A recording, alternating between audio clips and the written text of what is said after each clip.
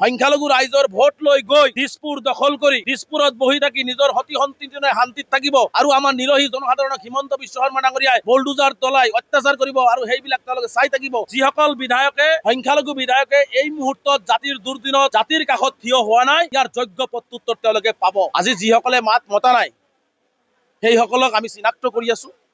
২৬ৰ নিৰ্বাচন আহি আছে, কোনে মাত মাতিলে কোনে মাত মতা নাই, কোনে আমাৰ এই বিপদৰ সময়ত আমাৰ কাষত থিয় হলে, কোনে আমাৰ বিপদৰ সময়ত পুলিচ মানুহক মাৰিলে, সেইসকল মৃতদেহৰ কাষত কোনে থিয় হলে, উচ্ছেদিত পৰিয়ালৰ কাষত কোনে থিয় হলে, বা আমাৰ কথাখিনি সৰ্বভাৰতীয় পৰ্যায়ত কোনে লৈ যাব বা লৈ যোৱা নাই, বা সংবাদ মাধ্যমতো নিজৰ এটা প্ৰতিক্ৰিয়া প্ৰকাশ যিসকলে কৰা নাই তেওঁলোকক আমি নিশ্চিতভাৱে চিনাক্ত কৰি আছো। আৰু সংখ্যালঘু ৰাইজক আমি আহ্বান জনাম যে ২৬ৰ নিৰ্বাচনত দল নহয়, আমি ব্যক্তি হিচাপে মানুহক যাতে আমি নিৰ্বাচিত কৰিব পাৰোঁ।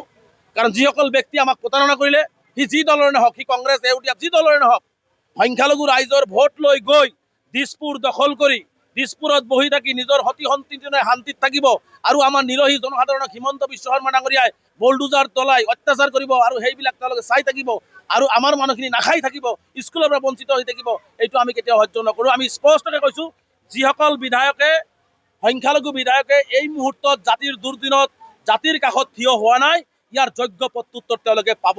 আৰু সংখ্যালঘু ৰাইজক আমি আহ্বান জনাইছোঁ যে ৰাজনৈতিকভাৱে পৰিপক্ক হ'ব লাগিব, গোলাম হিচাপে যাতে আমি জীয়াই নাথাকোঁ। যিসকলে আমাৰ কাৰণে কথা নকলে, যিসকলে আমাৰ বিপদৰ সময়ত থিয় নহলে, যিসকলে আমাক হিমন্ত বিশ্ব শৰ্মা কৰা অন্যায় অত্যাচাৰৰ প্ৰতিবাদ নকৰিলে, তেওঁলোকক ২৬ৰ নিৰ্বাচনত যাতে আমি কোৱাৰ আগতেই তেওঁলোকক ভোট খুজিব আহিলে যাতে সমষ্টিৰ পৰা দিছপুৰলৈকে খেদি পঠিয়াই দিয়ে, যাতে তাতে যাতে তেওঁলোকে থাকে, তাৰ ব্যৱস্থা কৰিব লাগিব। আৰু আমি উচ্ছেদ হৈছোঁ, আমাৰ মানুহ উচ্ছেদ হৈছে, আমাৰ মানুহ আজি মাটি থাকিবলৈ ঠাই পোৱা নাই। ৰাজনৈতিকভাৱেও তেওঁলোকক থাকিবলৈ ঠাই দিয়া নহ'ব। অসমৰ সংখ্যালঘু অঞ্চলত ৰাজনৈতিকভাৱে ঠাই দিয়া নহ'ব। কোনে কি কৰিছে সেইবিলাক মোৰ লক্ষ্য নহয়। আমাৰ মূল কথা হৈছে সংখ্যালঘু ৰাইজে ভোট দিছে বহু আশা আকাংক্ষাৰে। সংখ্যালঘু ৰাইজৰ বিপদৰ সময়ত যদি কোনোবাই মাত মতা নাই, তাৰ বিচাৰ ৰাজনৈতিকভাৱে ২৬ত কৰা হ'ব। সংখ্যালঘু ৰাইজৰ কাঠগড়াত থিয় কৰা হ'ব, প্ৰয়োজনত পহুখিৰা দিয়া হ'ব। আজি যিসকলে মাত মতা নাই সেইসকলক আমি চিনাক্ত কৰি আছো। ২৬ৰ নিৰ্বাচন আহি আছে, কোনে মাত মাতিলে কোনে মাত মতা নাই, কোনে আমাৰ এই বিপদৰ সময়ত আমাৰ কাষত থিয় হলে, কোনে আমাৰ বিপদৰ সময়ত পুলিচ মানুহক মাৰিলে, সেইসকল মৃতদেহৰ কাষত কোনে থিয় হলে, উচ্ছেদিত পৰিয়ালৰ কাষত কোনে থিয় হলে, বা আমাৰ কথাখিনি সৰ্বভাৰতীয় পৰ্যায়ত কোনে লৈ যাব বা লৈ যোৱা নাই, বা সংবাদ মাধ্যমতো নিজৰ এটা প্ৰতিক্ৰিয়া প্ৰকাশ যিসকলে কৰা নাই তেওঁলোকক আমি নিশ্চিতভাৱে চিনাক্ত কৰি আছো। আৰু সংখ্যালঘু ৰাইজক আমি আহ্বান জনাম যে ২৬ৰ নিৰ্বাচনত দল নহয়, আমি ব্যক্তি হিচাপে মানুহক যাতে আমি নিৰ্বাচিত কৰিব পাৰোঁ।